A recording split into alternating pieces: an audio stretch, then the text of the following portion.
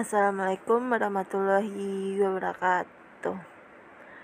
Saya Puji Asisayati, kelas 19A1, akan menjelaskan tentang faktor permasalahan pembelajaran. Lanjut saja, adapun yang saya akan menjelaskan materi-materinya itu dalam masalah-masalah dalam pembelajaran. Yang pertama ada definisi masalah belajar, yang kedua ada faktor-faktor yang mempengaruhi proses belajar, yang ketiga ada tahap-tahap dalam proses belajar, yang keempat ada sebab-sebab timbulnya masalah belajar, yang kelima ada ciri-ciri pelajar masalah pembelajaran, dan upaya-upaya penanggulangan masalah belajar. Lanjut aja, definisi masalah belajar. Dalam masalah adalah ketidaksesuaian antara harapan dengan kenyataan. Ada yang melihat sebagai tidak terpenuhinya kebutuhan seseorang, dan ada pula yang mengartikannya sebagai suatu hal yang tidak mengenangkan. Belajar itu adalah sesuatu proses yang dilakukan individu untuk memperoleh suatu perubahan tingkah laku yang baru secara keseluruhan, sebagai hasil pengalaman individu itu sendiri dalam interaksi dengan lingkungannya.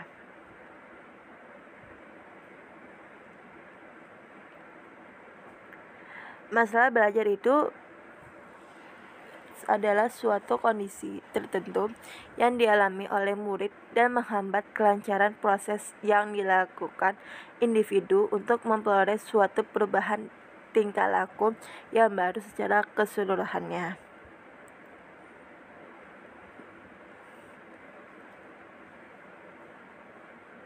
Adapun faktor-faktor yang mempengaruhi proses belajar, yang pertama ada faktor internal. Faktor internal itu meliputi sikap terhadap belajar, motivasi belajar, konsentrasi belajar, mengolah bahan belajar, rasa percaya diri siswa, inteligensi, kebiasaan belajar, dan cita-cita siswa. Yang kedua itu ada faktor eksternal meliputi. Yang pertama ada guru sebagai pembina siswa belajar. Yang kedua ada sarana dan prasarana pembelajaran. Ketiga ada lingkungan sosial siswa. Dan yang terakhir ada kurikulum sekolah.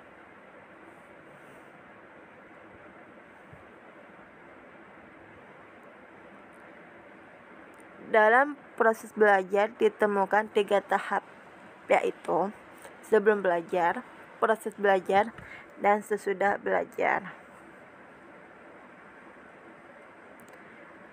Nah, adapun sebab-sebab timbulnya masalah belajar. Faktor-faktor internal yang berada pada diri murid itu sendiri. Di antara lainnya itu ada faktor psikologis. Yang pertama ada inteligensi, bakat, dan motivasi. Terus yang kedua ada faktor fisiologis.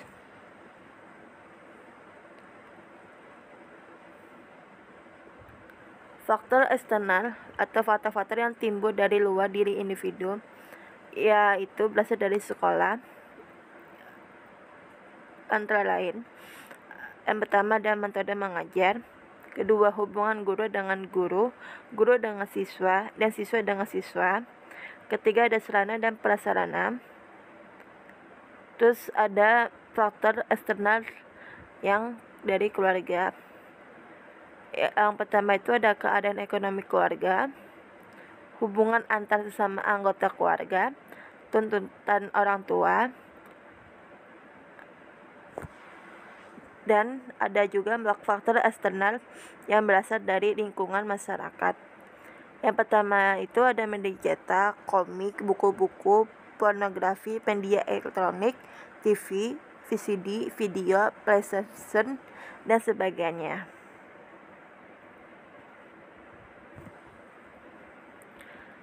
Adapun ciri-ciri pelajar bermasalah pembelajaran. Ada ciri kognitif. Pelajar bermasalah pembelajaran menghadapi kesukaran dalam mengaitkan pengetahuan yang tersedia dengan pengetahuan baru, atau sukar mengaplikasikan pengetahuan tersebut dalam situasi pembelajarannya. Terus ada ciri akademik. Ciri akademik itu yang ada di kalangan pelajar meliputi masalah pembaca, lisan, tulisan, dan matematik. Banyak pelajar bermasalah dalam pembelajaran menghadapi masalah membacanya.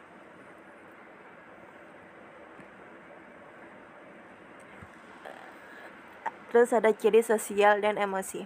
Pelajar yang memiliki kemahiran sosial yang lemah akan sulit untuk mencari teman, dikucilkan oleh pelajar lain, dan jarang berinteraksi dengan guru.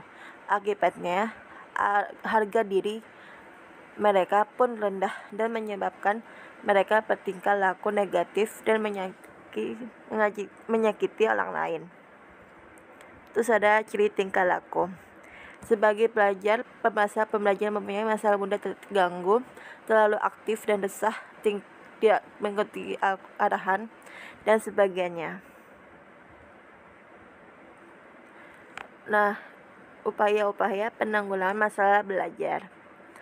Yang pertama, perhatikan mood siswanya, siapkan ruang belajar dengan siswanya, komunikasi antara guru dengan siswa, dan mengidentifikasi siswa yang diperkirakan mengalami kesulitan belajar, mengalokasikan letaknya kesulitan atau permasalahannya, melokalisasikan jenis faktor dan jenis sifat yang menyebabkan mengalami berbagai kesulitannya, dan memperkirakan alternatif pertolongan.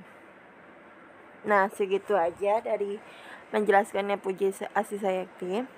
Kurang lebihnya mohon maaf. Wassalamualaikum warahmatullahi wabarakatuh.